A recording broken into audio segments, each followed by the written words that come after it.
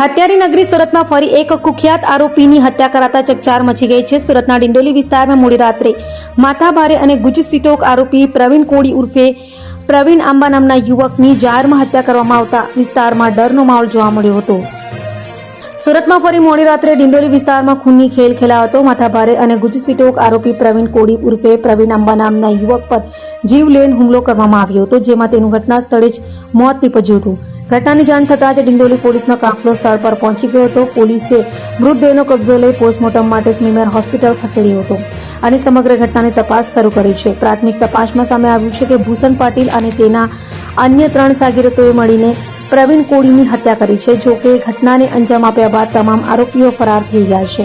પોલીસના જણાવ્યા મુજબ મૃતક પ્રવીણ કોળી સામે અગાઉ પણ વિવિધ ગુનાઓ નોંધાયેલા હતા। હાલ ડિંડોલી પોલીસ ફરાર આરોપીઓને ઝડપી પાડવા માટે અલગ અલગ ટીમો બનાવી સઘન શોધખોળ ચલાવી રહી છે।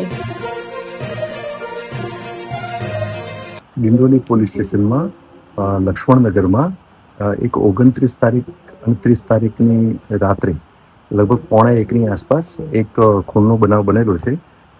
જેનું ખૂન થયેલું છે એનું નામ છે પ્રવીણ ઉર્ફે આંબો આધાર કોળી। એની ઉંમર વર્ષ આશરે 32 વર્ષની ઉંમર છે અને અહીંયા જ જયેશનગર અને જે ખૂન થયું એની નજીકમાં જયેશનગર વિસ્તારનો રહેવાસી છે અને આ જેનું મર્ડર થયું એના વિરુદ્ધમાં અગાઉ GUJCTOC, arms act, NDPS act અને બીજા બોડી ઓફેન્સીસ દાખલ થયેલા છે અને આ મર્ડરની અત્યારે હાલ ઇન્ક્વેસ્ટ પંચનામું કરી અને ફરિયાદ લેવાની અત્યારે કાર્યવાહી ચાલુ છે।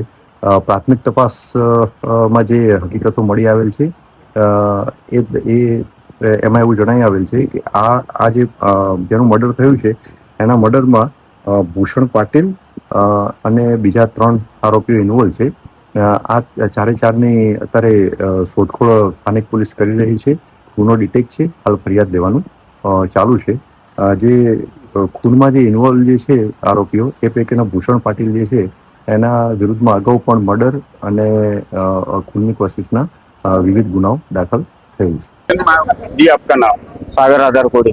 क्या घटना बना है और कौन से विस्तार में बना है? नवागाम डिंडोली लक्ष्मण नगर। वहाँ से मेरा भाई जा रहा था तो 5-6 जन ने रोका लिया तो हमला चालू कर दिया। आपका भाई क्या काम कर रहा था? मजदूरी काम करता है। जो हमला कर रहे थे वो पहले कोई दुश्मनी थी या नहीं, दुश्मनी नहीं थी। सामने हमला करने वाला क्या काम करता था? और दारू का अड्डा है कहाँ पर है उसका? नवागाम लक्ष्मण नगर में। उसने किसी और आदमी पे हमला किया है अभी तक? 4-5 मर्डर किए उसने। 5 मर्डर किए? हाँ।